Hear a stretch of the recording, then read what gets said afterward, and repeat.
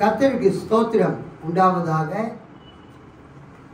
கிறிஸ்து உயிர்த்தெழுந்த திருநாளுக்கு பிறகு வரக்கூடிய இந்த முதலாம் ஞாயிற்றுக்கிழமையிலே செய்திக்காக தெரிந்து கொண்ட வேத பகுதி பரிசுத்த யோவான் எழுதின நற்செய்தி 21வது அதிகாரம் 1 முதல் 14 வசனங்கள் பழைய திருப்புதலில் வாசிப்போம். யோவான் 21 அதிகாரம் 1 முதல் 14 வரை. இவைகளுக்கு பின்பு இயேசு திபேரியா கடற்கரையிலே மறுபடியும் சீஷருக்கு தம்மை வெளிப்படுத்தினார். வெளிப்படுத்தின விவரமாவது, சீமோன் பேதுருவும் திதிமு எனப்பட்ட தோமாவும் கலிலேயா நாட்டில் உள்ள கானா ஊரானாகிய நாத்தான் வேலும் செபதேயுவின் குமாரரும் அவருடைய சீஷரில் வேறு 2 பேரும் கூடியிருக்கும்போது சீமோன் பேதுரு மற்றவர்களை நோக்கி, மீன் பிடிக்கப் போகிறேன் என்றான். அதற்கு அவர்கள், நாங்களும் உம்முடனே கூட வருகிறோம் என்றார்கள். அவர்கள் புறப்பட்டு போய் உடனே படவேறினார்கள். அந்த ராத்திரியிலே அவர்கள் ஒன்றும் பிடிக்கவில்லை. விடியற் காலம் ஆனபோது இயேசு கரையிலே நின்றார். அவரை இயேசு என்று சீஷர்கள் அறியாதிருந்தார்கள். இயேசு அவர்களை நோக்கி, பிள்ளைகளே, புசிக்கிறதற்கு ஏதாகிலும் உங்களிடத்தில் உண்டா என்றார். அதற்கு அவர்கள், ஒன்றுமில்லை என்றார்கள். அப்பொழுது அவர், நீங்கள் படவுக்கு வலதுபுறமாக வலையை போடுங்கள், அப்பொழுது உங்களுக்கு அகப்படும் என்றார். அப்படியே அவர்கள் போட்டு திரளான மீன்கள் அகப்பட்டதினால் அதை இழுக்க மாட்டாது இருந்தார்கள். ஆதலால் இயேசுவுக்கு அன்பாயிருந்த சீஷன் பேதுருவை பார்த்து, அவர் கர்த்தர் என்றான். அவர் கர்த்தர் என்று சீமோன் பேதுரு கேட்ட உடனே தான் வஸ்திரம் இல்லாதவனாய் இருந்தபடியினால் தன் மேற் சட்டையை கட்டிக்கொண்டு கடலிலே குதித்தான். மற்ற சீஷர்கள் கரைக்கு ஏறக்குறைய 200 முழ தூரத்தில், அப்ராக்சிமேட்லி 100 மீட்டர்ஸ், 200 முழ தூரத்தில், 100 மீட்டர் தூரத்தில் இருந்தபடியினால் படவில் இருந்து கொண்டே மீன்கள் உள்ள வலையை இழுத்து கொண்டு வந்தார்கள். அவர்கள் கரையிலே வந்து இறங்கின போது கரி நெருப்பு போட்டிருக்கிறதையும் அதன் மேல் மீன் வைத்திருக்கிறதையும் அப்பத்தையும் கண்டார்கள். இயேசு அவர்களை நோக்கி, நீங்கள் இப்பொழுது பிடித்த மீன்களில் சிலவற்றை கொண்டு வாருங்கள் என்றார். சீமோன் பேதுரு படவில் ஏறி 153 பெரிய மீன்களால் நிறைந்த வலையை கரையில் இழுத்தான். இத்தனை மீன்கள் இருந்தும் வலை கிழியவில்லை. இயேசு அவர்களை நோக்கி, வாருங்கள், போஜனம் பண்ணுங்கள் என்றார். அவரை கர்த்தர் என்று சீஷர்கள் அறிந்தபடியினால் அவர்களில் ஒருவனும் நீர் யார் என்று கேட்க துணியவில்லை. அப்பொழுது இயேசு வந்து அப்பத்தையும் மீனையும் எடுத்து அவர்களுக்கு கொடுத்தார்.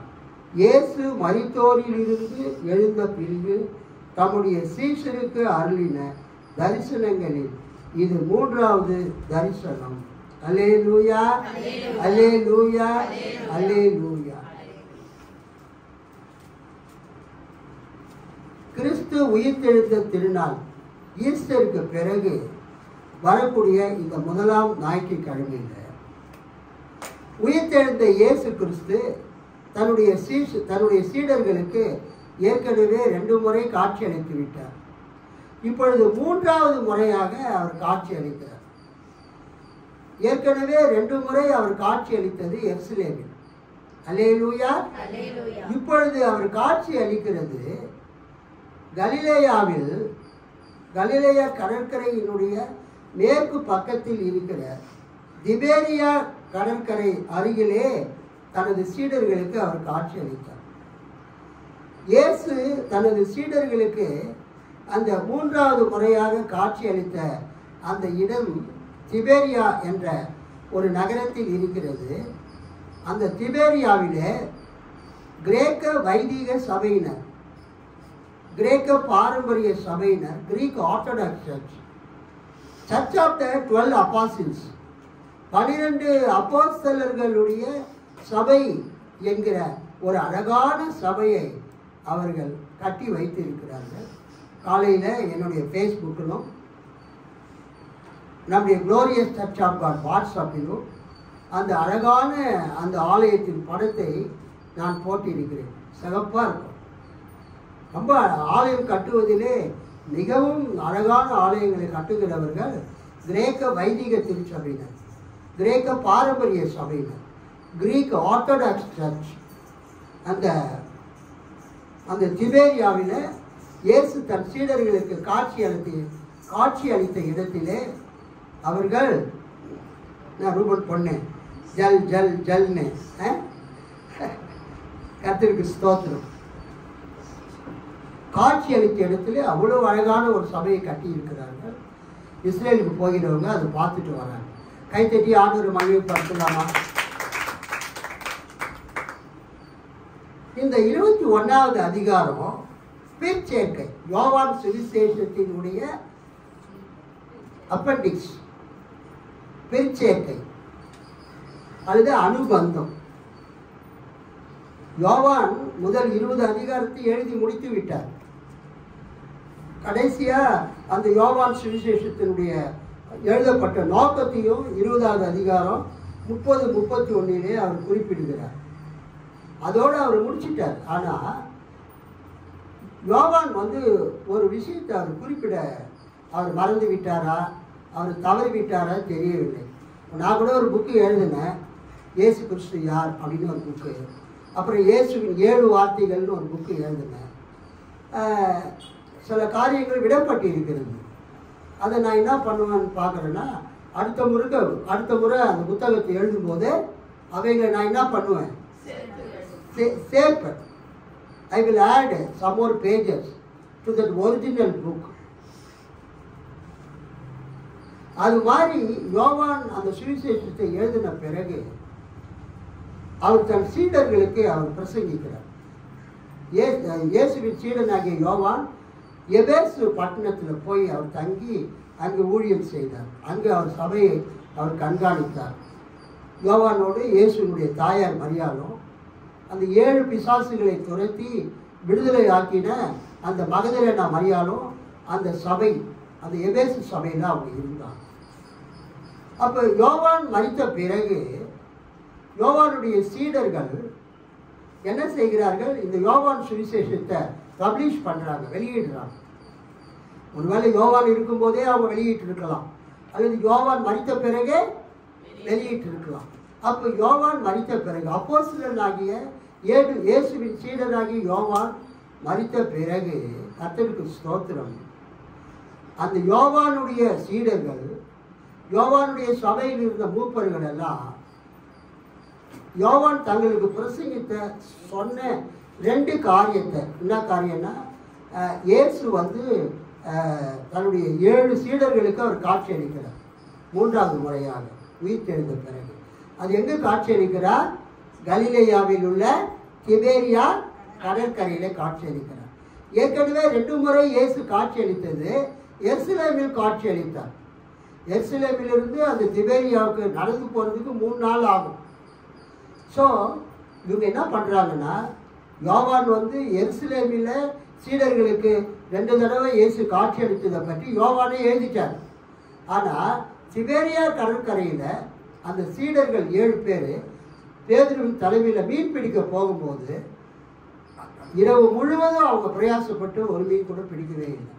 ஆனால் இயேசுவின் கட்டளைப்படி வலது பக்கமாய் அவர்கள் வலைகளை போடும்பொழுது மிகப்பெரிய 153 மீன்களை பிடித்தார்கள். கைத்தட்டி ஆண்டவர் நன்றி சொல்றார்.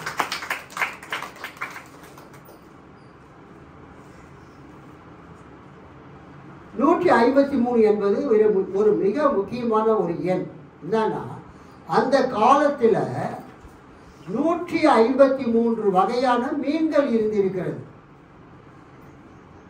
கேட்டனா, உங்களுக்கு தெரிஞ்ச மீன் பேர்லாம் சொல்லுங்க. சங்கரா மீன் எனக்கு பிடிச்சமான மீன். அது ஒரு மீன் தான் தெரியுமா உங்களுக்கு? வஞ்சர மீன். இது மாதிரி I don't want to waste time by asking questions. நீங்கள் மீன் கடைக்கு போனால் அங்கே லைனாக அடுக்கி வச்சுருப்பாங்க. மத்தி மீன், சங்கரா மீன், அப்புறம்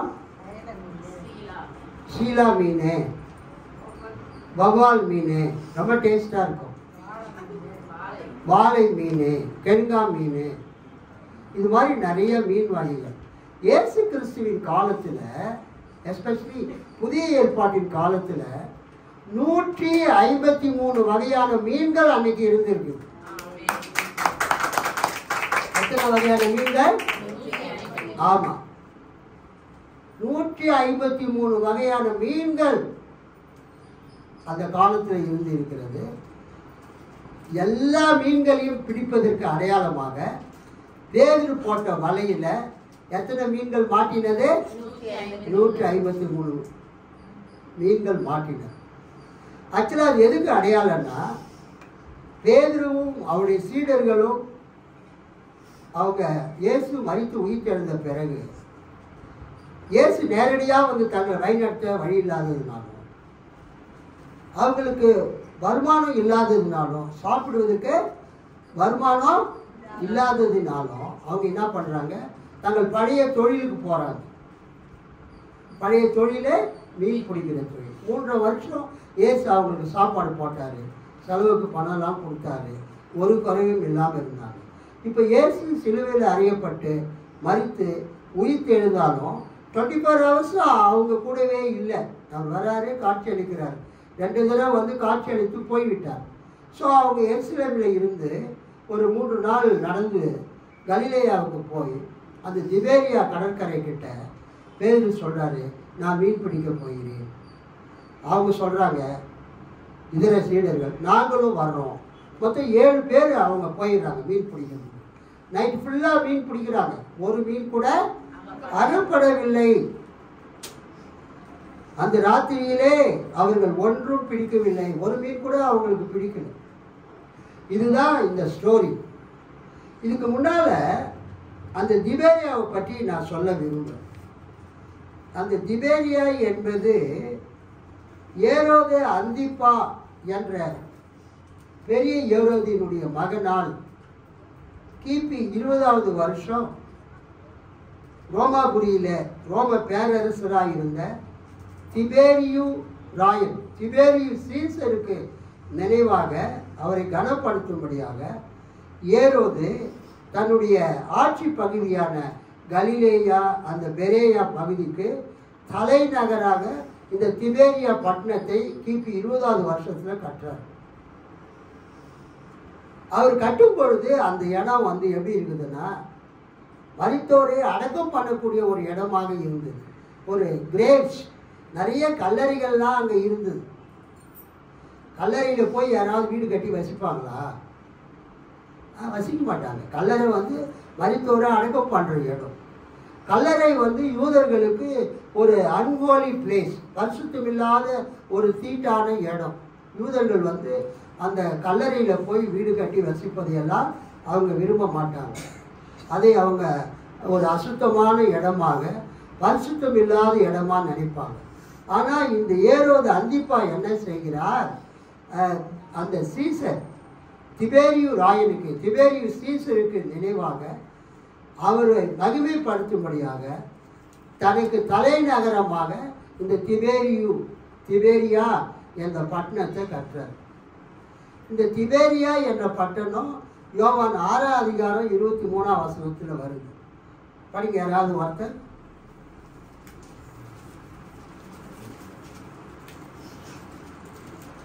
கர்த்தர் ஸ்தோத்திரம் செய்த பின்பு அவர்கள் அப்பம் சாப்பிட்ட இடத்துக்கு சமீபமாய் திபேரியாவில் இருந்து வேறே படகுகள் வந்து, அப்பொழுது திபேரியாவில் இருந்து படகுகள் வந்து, யோவான் சுவிசேஷத்தில் இந்த 6 அதிகாரம் 23ஆம் வசனத்தில் திபேரியா என்ற பட்டணத்துக்கு பேர் வருது. அதே மாதிரி திபேரியா கடல், இப்போ மெட்ராஸ் பீச்சுன்றோம், மெரினா பீச்சு, கடலூர் கடல், தரங்கம்பாடியில் கடல், அப்புறம் நம்ம நாகப்பட்டினத்தில் கடல், பாண்டிச்சேரியில் கடல், அந்தந்த ஊர் பேரில் தான் அந்த கடல் அழைக்கப்படுகிறது. அது மாதிரி திபேரியா கடல் என்பது யோவான் 6ஆம் அதிகாரம் 1ஆம் வசனத்திலையும் யோவான் 21ஆவது அதிகாரம் 1ஆம் வசனத்திலையும் இந்த திபேரியா என்கிற கடல் என்கிற பேர் வரும். ஆக மொத்தத்தில் திபேரியா என்ற பேரே புதிய ஏற்பாட்டில் மொத்தம் எத்தனை இடத்துல வருது? 3 இடத்துல தான். திபேரியா பட்டணம் 6:23 யோவான், திபேரியா கடல் 6:1, 21:1 வருகிறது. இது ஒரு புறஜாதிகள் வசிக்கக்கூடிய பட்டணம். இந்த திபேரியா யூதர்கள் வசிக்கிற பட்டணம் அல்ல. எந்த பட்டணம் இது? புறஜாதிகள், நான் ஜூவிஷ் பீப்புள், ஜென்டைல் பீப்புள், புறஜாதிகள் வசிக்கிற ஒரு பட்டணம். அந்த திபேரியாவில் போய் இயேசு கிறிஸ்து ஊழியம் செய்ததாக நமக்கு எந்த விதமான ஆதாரமும் இல்லை. இயேசு எந்தெந்த ஊருக்கோ போனார், ஆனால் திபேரியாவுக்கு போய் அவர் என்ன பண்ணல? அவர் சுவிசேஷத்தை அறிவிக்கலை. அந்த ஊருக்கு அவர் போகலை. யூதர்கள் அந்த திபேரியா பட்டணத்தை விரும்பாமல் இருந்தாங்க. ஏன் விரும்பலைன்னா, அது கட்டும்போது அங்கே என்ன இருந்தது? கல்லறைகள் இருந்தது. மரித்தோரை அடக்கம் பண்ணக்கூடிய ஒரு இடமாக அந்த திபேரியா இருந்தது துவக்கத்தில். அப்புறம் அதன் மீது தான் அந்த ஏரோது அந்திப்பா தனது தலைநகரத்தை திபேரியஸ் சீசருக்கு நினைவாக கனப்படுத்தும்படியாய் கட்டினான். ஆனால் எருசலேம் பட்டணம் அழிக்கப்பட்ட பிறகு கிபி 70 தீத்து ராயினால எருசலேம் பட்டணம் அழிக்கப்பட்ட பிறகு திபேரியா பட்டணம் யூதர்களுக்கு ஒரு மிக முக்கியமான பட்டணமாக மாறிவிட்டது. திபேரியா யூத மத கல்வியை போதிக்கக்கூடிய, யூத மதத்தினுடைய ரிலீஜியஸ் டீச்சிங், யூத மதம் சார்பான கல்வியை போதிக்கிற ஒரு தலைமை பீடமாக திபேரியா மாறினது. அல்லேலூயா. இயேசு கிறிஸ்துவின் காலத்தில் திபேரியா புறஜாதி பட்டணமாக இருந்தது. ஆனால் கிபி 70 எருசலேம் அழிக்கப்பட்ட பிறகு திபேரியா யூத மத கல்வியை கற்றுக் கொடுக்கிற ஒரு முக்கியமான ஒரு கேந்திரமாக, ஒரு மையமாக அது விளங்கினது. அந்த திபேரியாவில் தான் யூதர்கள் மிஷ்னாவையும் பாலஸ்தீன தல்மூதையும் அவர்கள் என்ன செய்தார்கள்? அவர்கள் சேகரித்தார்கள். அல்லேலூயா. அவர்கள் அதை எடிட் செய்தார்கள். Tiberias became the chief seat of Jewish learning, and both the Mishnah and Palestinian Talmud were compiled there in the 3rd and 5th centuries. 3ஆம் 5ஆம் நூற்றாண்டுகளில், கிபி 3ஆம் 5ஆம் நூற்றாண்டுகளில் இந்த திபேரியா பட்டணமானது யூத மதத்தினுடைய சமய கல்வியை போதிக்கும் மையமாகவும், மிஷ்னாவையும் கலெக்ஷன் ஆஃப் ஓரல் லாஸ், வாய்மொழியாக அந்த நியாய பிரமாணத்தை கற்றுக் கொடுத்தல், அதனுடைய விளக்கத்தை கூறுதல் மிஷ்னாவையும், பாலஸ்தீன தல்மூத், ஜூயிஷ் சிவில் அண்ட் செரிமோனியல் லா, யூதர்களுக்கு தோரா நியாய பிரமாணம் எப்படி முக்கியமோ அதே போல் அவர்களுக்கு மிஷ்னாவும் தல்மூதும் முக்கியமாக இருந்தது. மிஷ்னான்னா கலெக்ஷன் ஆஃப் ஓரல் லாஸ், அதாவது வாய் வழியாக அந்த நியாய பிரமாணத்தை கூறக்கூடிய அந்த கலெக்ஷன் ஆஃப் ஓரல் லாஸும் மிஷ்னாவும். பாலஸ்தீனியன் தல்மூட், 2 விதமான தல்மூத் இருக்கிறது. ஒன்று பாபிலோனிய தல்மூட், இன்னொன்று பாலஸ்தீனிய தல்மூட். பாபிலோனிய தல்மூடு பாபிலோனிலே எடிட் பண்ணப்பட்டது, கலெக்ட் பண்ணப்பட்டது. பாலஸ்தீனிய தல்மூது இந்த திபேரியாவிலே கலெக்ட் பண்ணப்பட்டது. தல்மூத் என்றால் Jewish civil and ceremonial laws. இந்த திபேரியா பட்டணம் யூதர்களுக்கு பிற்காலத்தில் ரொம்ப புகழ்பெற்ற பட்டணமாக மாறினது. ஆனால் இயேசு கிறிஸ்துவின் காலத்தில் இந்த திபேரியா பட்டணம், இயேசுவும் அங்கே போய் ஊழியர் செய்யல, யூதர்களும் அங்கே போய் அவங்க என்ன பண்ணல, குடியிருக்கல. ஏன்னா அது கல்லறைகள் மீது எழுப்பப்பட்ட ஒரு நகரம், ஒரு அன்கோலி பிளேஸ், செரிமோனியலி ரிச்சுவலி இம்பியூர் பிளேஸ், ஒரு அசுத்தமான பட்டணம். அகஸ்டஸ் சீசர், அகிஸ்து ராயனுடைய வளர்ப்பு மகன் பெயர் தான் திபேரியஸ் சீசர். அகஸ்து ராயனுடைய வளர்ப்பு மகன் திபேரியு. அகஸ்து ராயனுடைய மரணத்திற்கு பிறகு அவர் ராஜாவா மாறினாரு, பேரரசரா. அவருடைய நினைவாக இந்த ஏரோது அந்திப்பா இந்த திபேரியு பட்டணத்தை கட்டினார். இந்த திபேரியு பட்டணம் ஒரு முக்கியமான விஷயம் என்னன்னா, அந்த கலிலேயா கடலை சுற்றி நிறைய பட்டணங்கள் இயேசு கிறிஸ்துவின் காலத்தில் இருந்தன.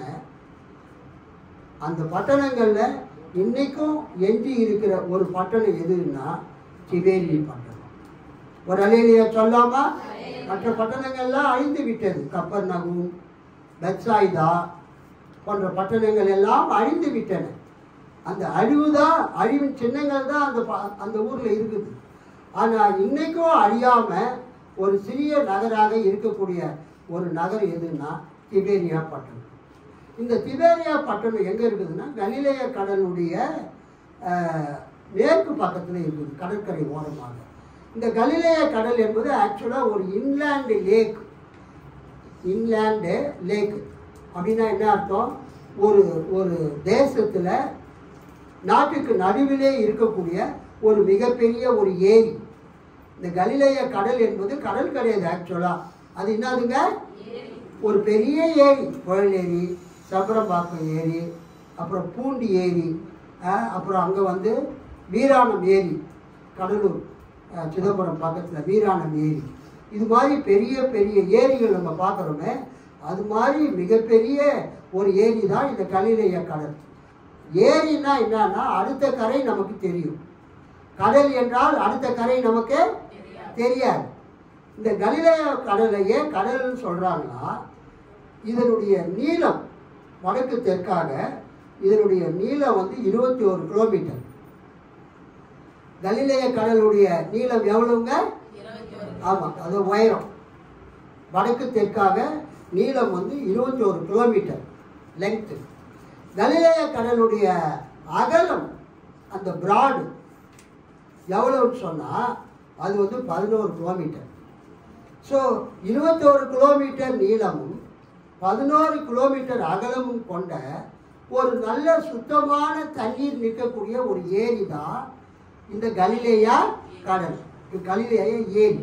கடல் என்றால் உப்பு கைக்கும், ஆனால் இது வந்து சுத்தமான தண்ணி. எர்மோன் மலை, லீபனோன் மவுண்டன்லேருந்து, லீபனோன் மலைகளிலிருந்து, எர்மோன் சிகரங்களிலிருந்து பனி உருகி ஒரு பல கிளை ஆறுகளாக அது ஹூலே என்ற ஏரிக்கு வந்து அந்த ஹூலே ஏரியிலிருந்து நல்ல தண்ணி, குடிக்கக்கூடிய தண்ணி இந்த கலிலேயா ஏரிக்கு வருகிறது.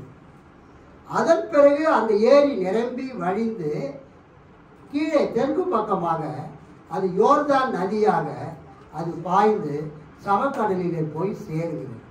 ஆக அந்த கலிலேயா கடல் என்பது 21 கிலோமீட்டர் நீளமும் 11 கிலோமீட்டர் அகலமும் ஒரு கொண்ட ஒரு சிறந்த குடி தண்ணீர், அல்லேலூயா, குடிநீராக பயன்படுத்தக்கூடிய, பாசனத்துக்கு பயன்படுத்தக்கூடிய ஒரு நல்ல ஏரியாக அந்த கலிலேயா ஏரி இருந்தது இயேசு கிறிஸ்துவின் காலத்தில். ஆனால் அது கடல் மட்டத்துக்கு கீழாக 211 மீட்டர் ஆழத்தில் இருந்தது. நீங்கள் ரயில்வே ஸ்டேஷன்லாம் போனீங்கன்னா அந்த போர்டில் கொரட்டூர், தமிழ், இங்கிலீஷு, ஹிந்தியில் எழுதியிருக்கோம். கீழே வந்து MSL என்ன எழுதியிருக்கோம்? MSL metre from sea level. கடல் மட்டத்தில் இருந்து இது எவ்வளோ மீட்டர் உயரத்தில் இருக்குதுன்னு ஒவ்வொரு ரயில்வே ஸ்டேஷன் போர்ட்லேயும் இருக்கும். MSL. மேட்டில் இருந்தால் அது உயரமாக இருக்கும், ப்ளஸில் போகும். பள்ளத்தில் இருந்தால் அது மைனஸில் போகும். இப்போ இந்த கலிலேயா கடலை பார்க்கும்போது மத்திய தரை கடல் மட்டத்தில் இருந்து வரும்போது இந்த கலிலேயா கடல் 211 மீட்டர் ஆழத்தில் இருக்கிறது. கலிலேயா சொல்லாமா? அப்போ இந்த கலிலேயா கடல் அது ஆழத்தில் இருக்கிறதுனால அடிக்கடி காற்று வந்து சுழல் காற்றுலாம் அங்கே ஏற்படும், சுழல் காற்று ஏற்படும். இதுதான் அந்த கலிலேயா கடலை பற்றியது. விவசாயத்துக்கு அந்த தண்ணியை பயன்படுத்துவாங்க, குடி தண்ணீருக்காக அந்த தண்ணியை என்ன பண்ணுறாங்க, பயன்படுத்துகிறாங்க. இப்போ அந்த கலிலேயா கடலுக்கு பைபிள்லேயே ஒரு 2-3 பேர் கொடுத்துருக்குறாங்க. கிண்ணரேத்து கடல், கிண்ணரேத்து கடல், என்னாகமும் 34:11.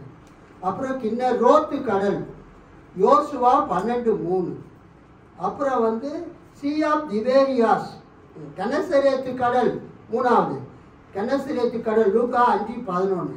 அப்புறம் திபேரியா கடல் யோவான் 21:1. ஸோ இந்த கலிலேயா கடலுக்கு என்னென்ன பேர் இருக்குதுங்க? கலிலேயா கடல், கிண்ணரேத்து கடல், கிண்ணரோத்து கடல், கெனசரேத்து கடல், திபேரியா கடல். டோட்டலி 5 பேர் இருக்குது. அல்லேலூயா. பட் நமக்கு வந்து அது கலிலேயா என்ற மாநிலத்தில் இருக்கிறதுனால அதை நம்ம கலிலேயா கடல் என்று நாம் அழைக்கிறோம். இந்த கலிலேயா கடல் இப்போ அதுக்கு என்ன பேருன்னா மாடர்ன் நேம் யாம் கிண்ணரேத். கலிலேய கடலுக்கு இப்போ என்ன அழைக்கிறாங்கன்னா யாம் கிண்ணரேத், கிண்ணரேத்து கடல், கிண்ணரேத்து கடல், கெனசரேத்து கடல் இப்பொழுது யாம் கிண்ணரேத் என்று அழைக்கப்படுகிறது.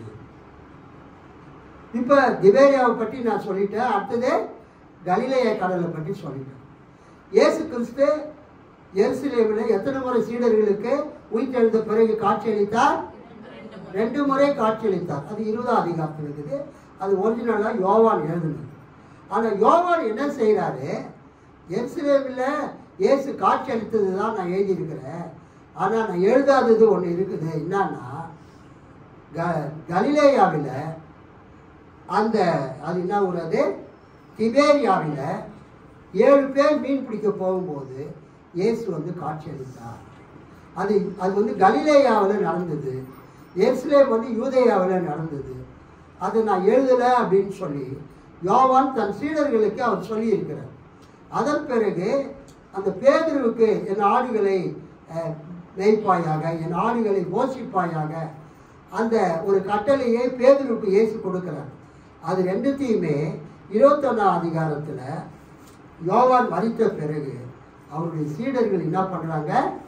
அதை எழுதி வச்சாங்க. அதுதான் 21ஆவது அதிகாரம். அது வந்து அப்பெண்டிக்ஸ், பிற்சேர்க்கை. அது பிற்சேர்க்கையாக இருந்தாலும் அது தேவ ஆவியினால் எழுதப்பட்ட வேத பகுதியாக இருக்கிறதுனால அது யோவான் 21ஆம் அதிகாரமாக நாம் எடுத்துக்கொள்கிறோம். சரி, ஒரு 4 பாயிண்ட்டை பார்த்து முடிக்கலாம். முதல் பாயிண்ட்டு, இவைகளுக்கு பின்பு 1ஆம் வசனம், இயேசு திபேரியா கடற்கரையிலே மறுபடியும் சீஷருக்கு தம்மை வெளிப்படுத்தின விவரமாவது. அது நம்ம பார்த்துட்டோம். 2 தடவை எருசலேமில் வெளிப்படுத்தினாரு. இப்போ எங்கே வெளிப்படுத்தினாரு? கலிலேயாவில் திபேரியா கடற்கரையில் வெளிப்படுத்துகிறார். அடுத்தது, அப்போ அவங்க மீன் பிடிக்க போகிறாங்க. 7 பேர். சீமோன் பேதுரு மற்றவர்களை நோக்கி மீன் பிடிக்க போகிறேன் என்றான். அதற்கு அவர்கள், நாங்களும் உம்முடனே கூட வருகிறோம் என்றார்கள். அவர்கள் புறப்பட்டு போய் உடனே படவேறினார்கள். அந்த ராத்திரியிலே அவர்கள் ஒன்றும் பிடிக்கவில்லை. அந்த கலிலேய கடலுடைய சிறப்பு என்னவென்றால், பகலில் பயங்கர வெயில் அடிக்கும், நைட்டில் பயங்கர குளிராக இருக்கும். பகலில் பயங்கர வெயில் அடிக்கிறதுனால அந்த கலிலேய கடலில் இருக்கிற மீன்கள் எல்லாமே பகலில் அந்த கடலுடைய ஆழத்துக்கு போய்விடும். கலிலேய கடலுடைய ஆழத்துக்கு போய்விடும். ஏன்னா வெயில் ஓவராக அடிக்கிறதுனால. சாயந்தரத்தில் நைட்டில் குளிர்ச்சியாக இருக்கிறதுனால ஆழத்துக்கு மண் தரைக்கிட்ட போன எல்லா மீன்களும் மேலே வந்து அது மேய ஆரம்பிச்சிடும். அப்போ பகலில் வந்து மீன்கள் கலிலேய கடல் ஆழத்தில் இருக்கும். சாயந்தரத்தில் மீன்கள் எங்கே வரும்? தண்ணீர் பரப்புக்கு, வாட்டர் சர்ஃபேஸ்க்கு வரும். ஸோ இதை அறிந்த அந்த மீனவர்கள் எல்லாருமே நைட்டில் தான் மீன் பிடிக்க போவாங்க. அல்லேலூயா. அந்த கலிலேய கடலில் மீனவர்கள் எப்போ மீன் பிடிக்க போவாங்க? நைட்டில் போவாங்க. இவங்க போன நேரம் ஒரு மீன் கூட கிடைக்கவே இல்லை. அந்த ராத்திரியிலே அவர்கள் ஒன்றும் பிடிக்கவில்லை. 4ஆம் வசனம். 2வது பாயிண்ட், விடியற் காலமான போது இயேசு கரையிலே நின்றார். அவரை இயேசு என்று சீஷர்கள் அறியாதிருந்தார்கள். இயேசு அவர்களை நோக்கி, பிள்ளைகளே, இயேசு சீஷர்களேன்னு கூப்பிடல. எப்படி கூப்பிடுறாரு? பிள்ளைகளே, சில்ட்ரன், புசிக்கிறதற்கு ஏதாகிலும் உங்களிடத்தில் உண்டா என்றார். அதற்கு அவர்கள் ஒன்றுமில்லை என்றார்கள். யூஸ்வலாக கடலில் மீன் பிடிக்க போகிறவங்க அந்த சப்பாத்திலாம் செஞ்சு எடுத்துக்கிட்டு ரொட்டிலாம் செஞ்சு எடுத்துக்கிட்டு மீன் பிடிக்க போவாங்க. கொஞ்சம் தண்ணியும் எடுத்துக்குவாங்க. ஏன்? பசி எடுத்தால் அந்த சப்பாத்தி கொஞ்சம் சாப்பிட்டுட்டு தண்ணியை கொஞ்சம் குடிச்சுக்குவாங்க. ஆனால் இவங்க பாருங்க எந்த அளவுக்கு ரொம்ப வறட்சியில் இருக்கிறாங்க பாருங்க. நம்ம கீர்த்தனை எப்படி இருக்கிறாங்க? ரொம்ப வறட்சியில் இருக்கிறாங்க. கையில் கொண்டு போகிறது கூட அவங்கக்கிட்ட என்ன இல்லை, சப்பாத்தி இல்லை, பிரெட் எதுவுமே இல்லை.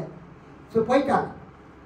அப்போ ஏசு கேட்குறாரு, பிள்ளைகளே சாப்பிட்றதுக்கு புசிக்கிறதுக்கு கையில் ஏதாவது வச்சுருக்கிறீங்களா?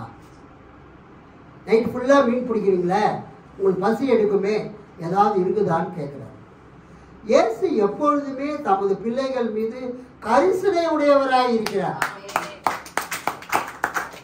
ஒரு அம்மா ஒரு அப்பா, அப்பாவை விட அம்மா தான் ரொம்ப பிள்ளைங்க மேலே என்னவா இருப்பாங்க.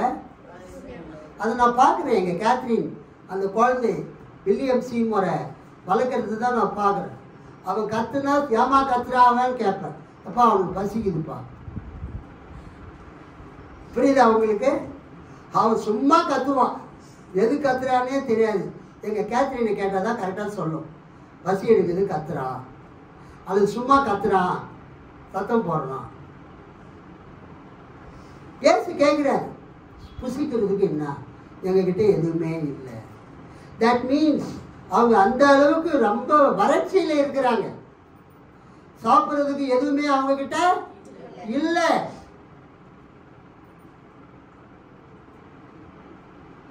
ஏசு என்ன பண்றாரு பாருங்க. அதற்கு அவர்கள் ஒன்றுமில்லை என்றார்கள். 3வது பாயிண்ட். அப்பொழுது அவர், நீங்கள் படகுக்கு வலது புறமாக வலையை போடுங்கள், அப்பொழுது உங்களுக்கு அகப்படும் என்றார்.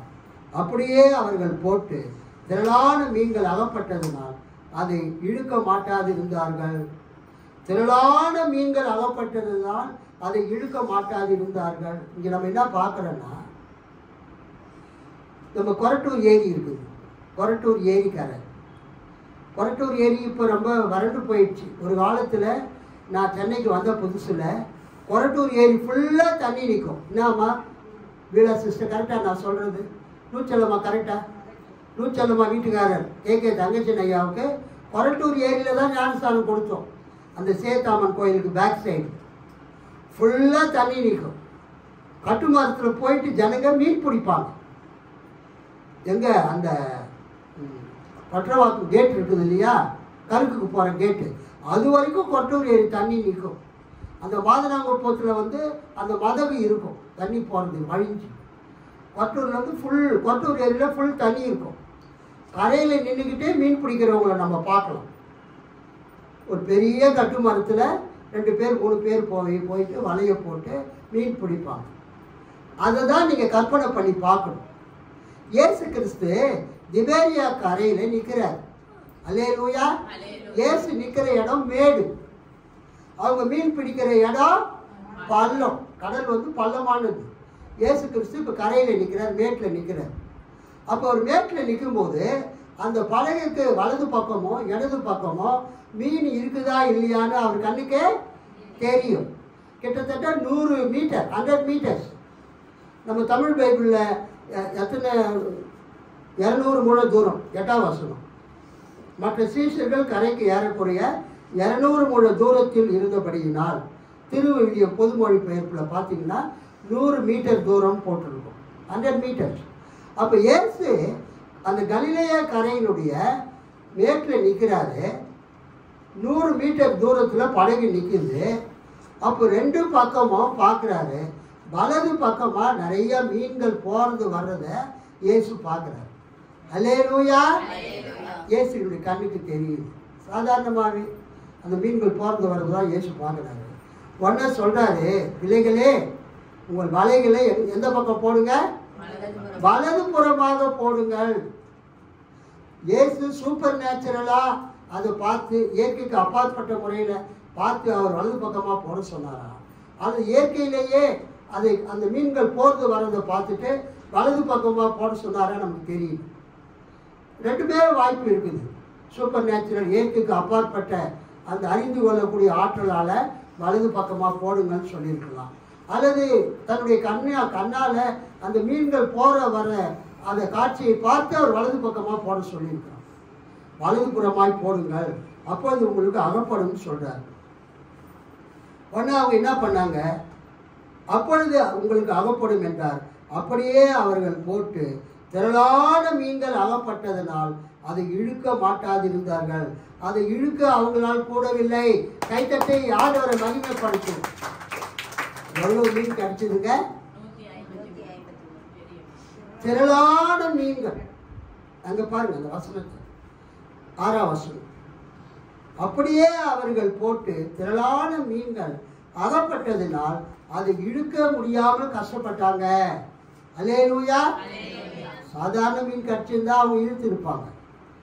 அவங்களுக்கு திரளான மீன்கள், அதிகமான மீன்கள் அந்த வலையில மாட்டினதுனால அவங்களால என்ன பண்ண முடியல? அதை இழுத்து அவங்க படகுல போடணும். அவங்களால போட முடியல. அப்ப என்ன பண்றாங்க? அந்த மீனை இழுத்துக்கிட்டு கரைக்கு வராங்க. இந்த யோவான் சுவிசேஷத்துல ஒரு முக்கியமான கருத்து என்னவென்றால், இயேசு செய்த அற்புதங்கள் எல்லாருமே திரளான என்ற வார்த்தை வரும். இயேசு செய்த அற்புதங்கள் எல்லாவற்றிலும் திரளான, அளவுக்கு அதிகமான, ஏராளமான, எண்ண முடியாத அந்த பாயிண்ட் வரும். உதாரணமா நீங்க யோவான் 2ஆம் அதிகாரத்தில் பார்த்தீங்கன்னா, கானா ஒரு கல்யாணத்தில் அதிகமான ரசம் அவங்களுக்கு கிடைக்கும்படியாக இயேசு செய்தார். படிங்க யோவான் 2:6. யூதர்கள் தங்களை சுத்திகரிக்கும் முறைமையின்படி ஒவ்வொன்று 2-3 குடம் தண்ணீர் கொண்டு கொள்ளத்தக்க 6 கச்சாடிகள் அங்கே வைத்திருந்தது. ஒரு கச்சாடியில 100 லிட்டர் தண்ணினா 6 கச்சாடியில் எவ்வளவு தண்ணி இருக்கும்? ஆமா, 600 லிட்டர் தண்ணிய இயேசு 600 லிட்டர் திராட்சை ரசமாக மாற்றினார். கைத்தட்டி ஆண்டவரை மகிமைப்படுத்துவோம். அளவுக்கு அதிகமான திராட்சை ரசம் அவருக்கு கிடைத்தது. அதே மாதிரி யோவான் 6:11 படிங்க. அளவுக்கு அதிகமான அப்பத்தை இயேசு பெருக செய்கிறார். யோவான் 6:11. இவ்விதமாக இயேசு இந்த முதலாம் அற்புதத்தை கலிலேயாவில் உள்ள கானாவூரிலே செய்தார்.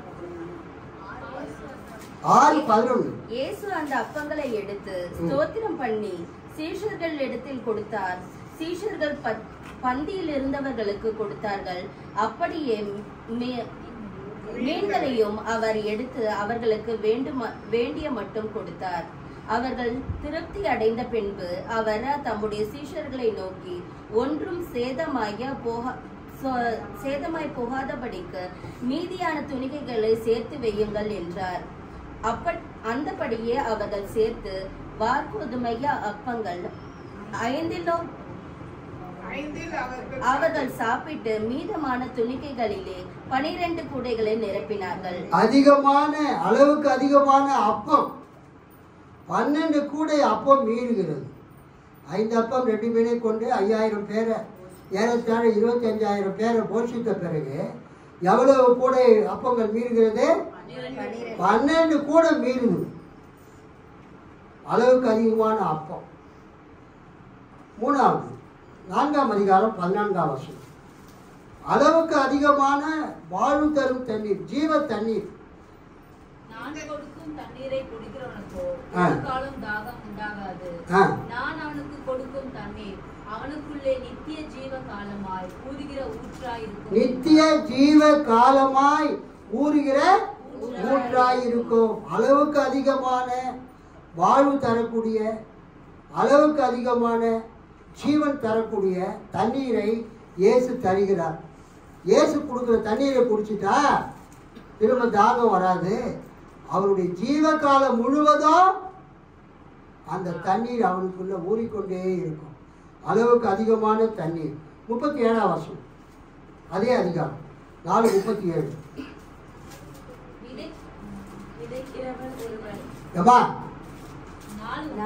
இப்ப நீங்க படிச்சதுலயே 37ஆம் வசனம் படிங்க.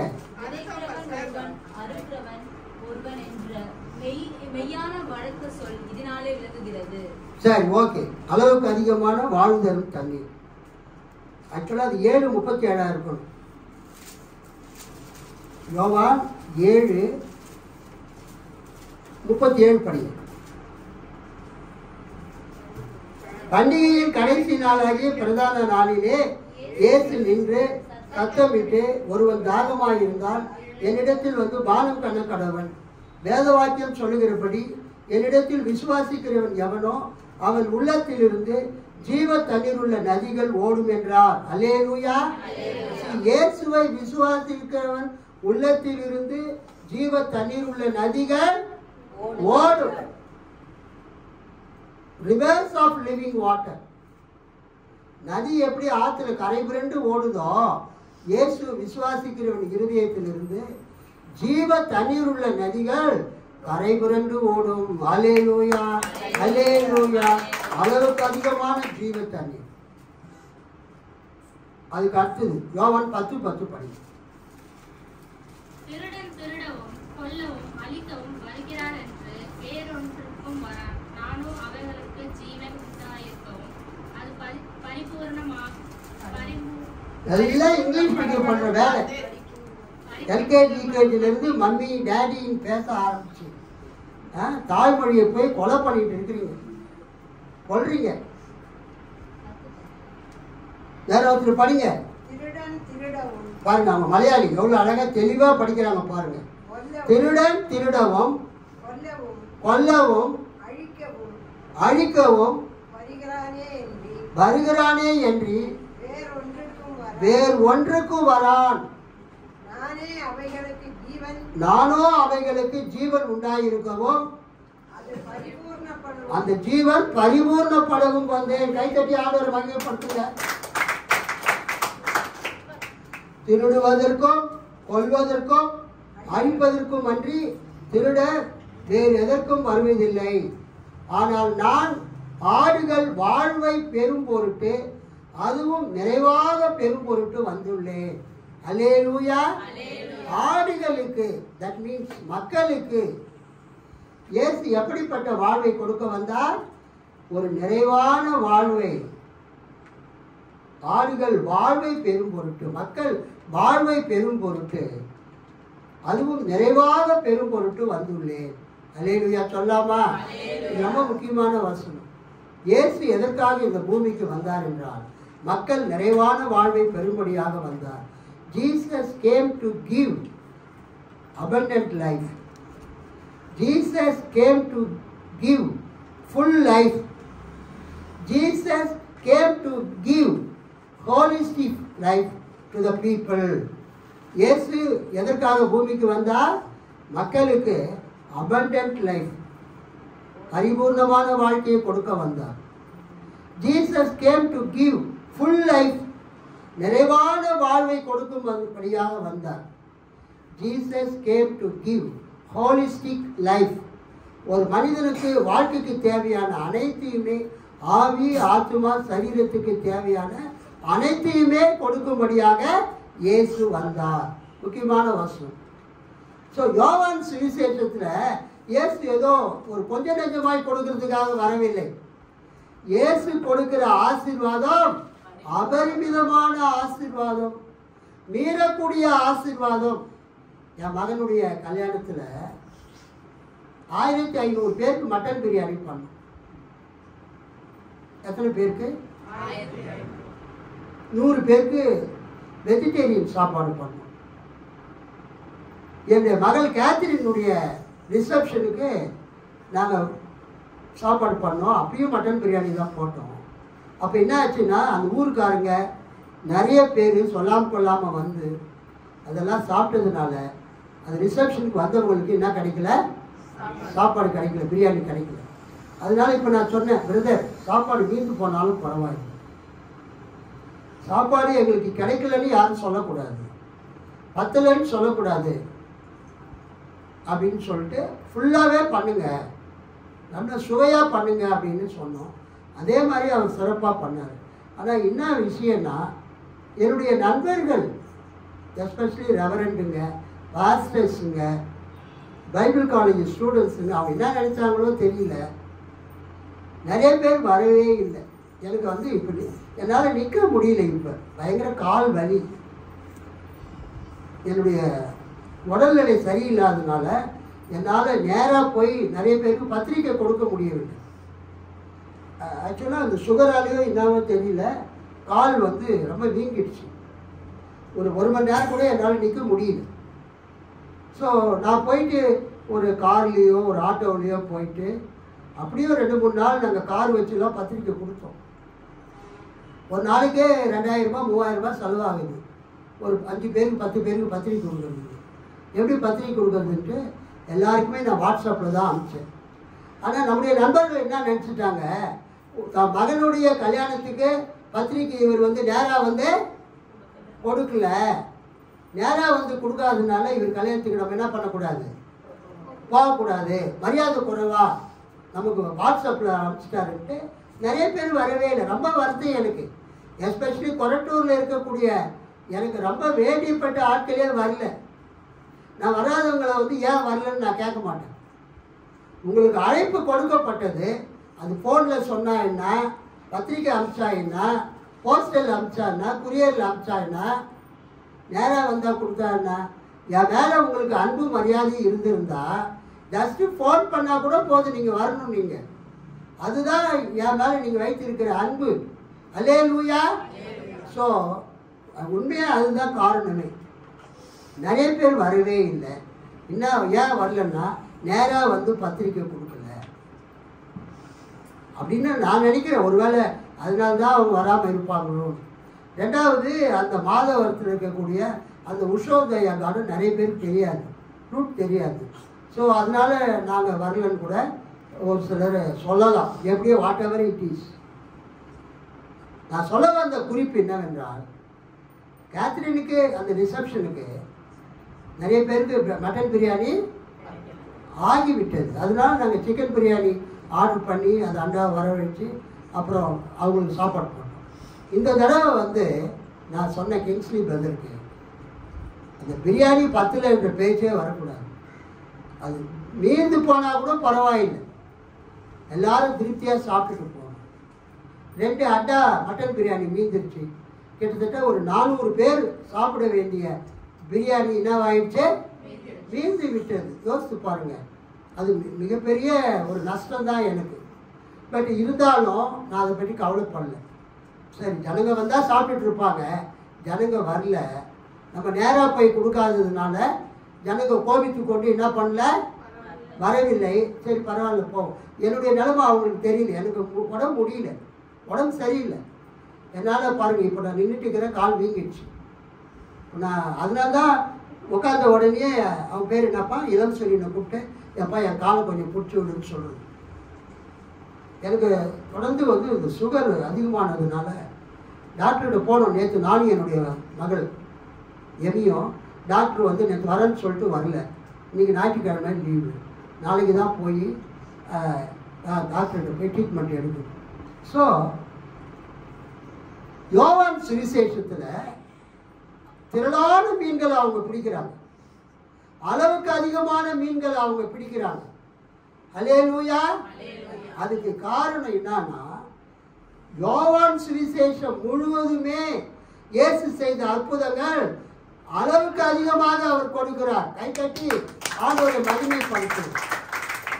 அதைத்தான் யோவான்ல 7 அரும் செயல்கள், 7 அரும் செயல்கள், 7 signs performed by Jesus, miracles, wonders அப்படின்னு அங்கே வரல. அங்கே என்னன்னு வருது, 7 அரும் செயல்கள், 7 signs. சேவியான் அடையாளம், அரும் செயல். 7 அடையாளம் வந்து 1 முதல் 20 அதிகாரத்தில் இருக்குது. 21வது அதிகாரத்தில் இது ஒரு அரும் செயல்தான். ஆனால் இது யோவான் எழுதல. மற்ற 7 மாதிரியே இதுவும் இருக்குது, அருங்குறிகள். இங்கே என்ன இருக்குது, வலது பக்கமாக வலையை போடுங்கன்னாங்க. அவங்க திரளான மீன்களை பிடிச்சாங்க. அல்லேலூயா. திரளான மீன்களை அவங்க பிடிச்சாங்க. கர்த்தருக்கு ஸ்தோத்திரம். திரளான மீன்கள், அளவுக்கு அதிகமான மீன்கள் பிடித்தது. இயேசுவை விசுவாசிக்கிறவங்களுக்கு யோவான் 10:10 மிக முக்கியமான வசனம். இயேசுவை நம்புறவங்களுக்கு, இயேசுவை விசுவாசிக்கிறவங்களுக்கு, இயேசுவின் மீது நம்பிக்கை வைத்து இயேசுவை ஏற்றுக்கொள்ளுகிறவர்களுக்கு அளவுக்கு அதிகமான ஜீவனை, பரிபூர்ண வாழ்க்கையை இயேசு கொடுக்கிறார். அளவுக்கு அதிகமான நிலை வாழ்வை, நித்திய ஜீவனை இயேசு கொடுக்கிறார். இயேசு கொடுக்கிற நித்திய ஜீவன் abundant life, full life, holistic life. ஐந்தாவது, இயேசு தம்மை விசுவாசிக்கிறவர்களுக்கு யோவான் 3:34, யோவான் 3:34, தேவனால் அனுப்பப்பட்டவர் தேவனுடைய வார்த்தைகளை பேசுகிறார். தேவன் அவருக்கு தமது ஆவியை அளவில்லாமல் கொடுத்திருக்கிறார். அல்லேலூயா. அளவில்லாமல் கொடுக்கப்பட்ட அந்த தேவ ஆவியை இயேசு தம்மை ஏற்றுக்கொள்கிறவர்களுக்கு கொடுக்கிறார். அளவுக்கு அதிகமான தூய ஆவியை இயேசு தருகிறார். ஸோ யோவான்ல அளவுக்கு அதிகமான திராட்சை ரசம், அளவுக்கு அதிகமான அப்பம், அளவுக்கு அதிகமான வாழ்வு தரும் ஜீவ தண்ணீர், வாழ்வு தரும் தண்ணீர், அளவுக்கு அதிகமான நிலைவாழ்வு, நித்திய ஜீவன், abundant life, full life, holistic life, அளவுக்கு அதிகமான தூய ஆவி, ஹோலி ஸ்பிரிட்டை இயேசு கிறிஸ்து தருகிறார். இங்கு இயேசு நம் சீடர்களுக்கு ராத்திரி முழுவதும் அவங்க மீன் பிடிக்கிறாங்க, ஒரு மீன் கூட கிடைக்கல. ஆனால் இயேசு சொல்றாரு, வலை பக்கமா போடுங்கன்னு சொல்றாரு. வலையை போட்ட உடனேயே திரளான மீன்கள் கிடைக்குது. எல்லாம் பெரிய மீன்கள், 153 பெரிய மீன்கள். அதுக்கு பேர் பேதுருவின் ஃபிஷ், பேதுருவின் மீன். உலகத்தில் ரொம்ப காஸ்ட்லியான மீன் பேதுருவின் மீன். அந்த மீனை எடுத்து லேசாக சுத்தம் பண்ணி நெருப்பில் போட்டு சுட்டு அப்படியே சாப்பிடலாமா, அவ்வளவு சுவையாக இருக்குமா. அந்த மீனை இயேசு சீடர்களுக்கு பிடிக்க அவர் கொடுக்கிறார். இங்கே என்ன பார்க்குறேன்னா, அவங்க பார்க்குறாங்க கரையில் வந்து பார்க்கும்போது, அவர்கள் கரையிலே வந்து இறங்கின போது கரி நெருப்பு போட்டு இருக்கிறதையும் அதன் மேல் மீன் வைத்து இருக்கிறதையும் அப்பத்தையும் கண்டார்கள். இயேசு அவர்களை நோக்கி, நீங்கள் இப்பொழுது பிடித்த மீன்களில் சிலவற்றை கொண்டு வாருங்கள் என்றார். சீமோன் பேதுரு படவில் ஏறி 153 பெரிய மீன்களால் நிறைந்த வலையை கரையில் இழுத்தார். இத்தனை மீன்கள் இருந்தும் வலை கிழியவில்லை. கைத்தட்டி ஆண்டவர் மகிமைப்படுத்தார். இயேசு கொடுக்கிற ஆசீர்வாதம் ஏராளமான திரளான ஆசீர்வாதம் வரும், நிரம்பின ஆசீர்வாதம் வரும். ஆனால் அது உங்களோடு தரித்து இருக்கும். அல்லேலூயா. கர்த்தருக்கு ஸ்தோத்திரம்.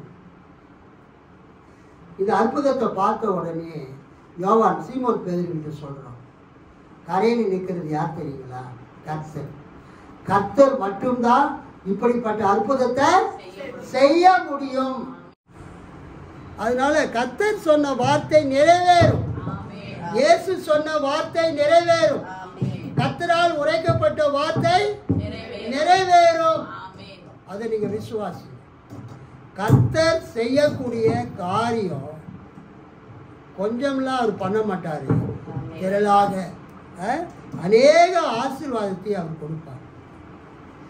யோவான் சொல்றாரு, கர்த்தர் அங்க நிக்கிறவர் யாருங்க? கர்த்தர்.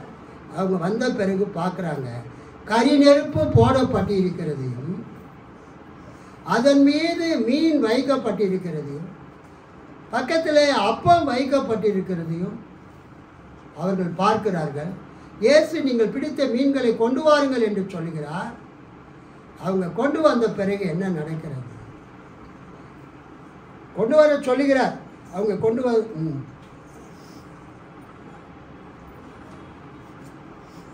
கொண்டு வந்தாங்களா இல்லையான்னு தெரியல. அந்த 12ஆம் வசனத்தை பாருங்க. இயேசு அவர்களை நோக்கி, வாருங்கள் போஜனம் பண்ணுங்கள் என்றார். அவரை கர்த்தர் என்று சீஷர்கள் அறிந்திருந்தபடியினார் அவர்களில் ஒருவனும் நீர் யார் என்று கேட்க துணியவில்லை. இயேசு வந்து அப்பத்தையும் மீனையும் எடுத்து அவர்களுக்கு கொடுத்தார். நீங்கள் வாருங்கள் போஜனம் பண்ணுங்கள் என்பது இயேசு கிறிஸ்து 5 அப்பம் 2 மீன்களை பிட்டு அவர்களுக்கு கொடுத்ததையும், இயேசு கிறிஸ்து ராபோஜனத்தை அவர் அப்பத்தை எடுத்து ஸ்தோத்திரம் பண்ணி பிட்டு இதை வாங்கி புசியுங்கள் என்று சொன்னதையும் நமக்கு நினைவுபடுத்துகிறது. இயேசு இங்கு எதை நினைவுபடுத்துகிறார்? திருவிருந்தை நினைவுபடுத்துகிறார். அல்லேலூயா. ஸோ இயேசுவின் திருவிருந்து நமக்கு மிக மிக முக்கியமானது. அதை இயேசு உயிர்த்தெழுந்த பிறகு அதை நமக்கு ஞாபகப்படுத்துகிறார். அல்லேலூயா சொல்லாமா? ஸோ இந்த அருமையான இந்த காலை நேரத்தில் இயேசு மரித்தோரில் இருந்து எழுந்த பின்பு நம்முடைய சீஷருக்கு அருளின தரிசனங்களில் இது 3வது தரிசனம். அல்லேலூயா. கண்களை மூடி நாம் அனைவரும் ஜெபிப்போம்.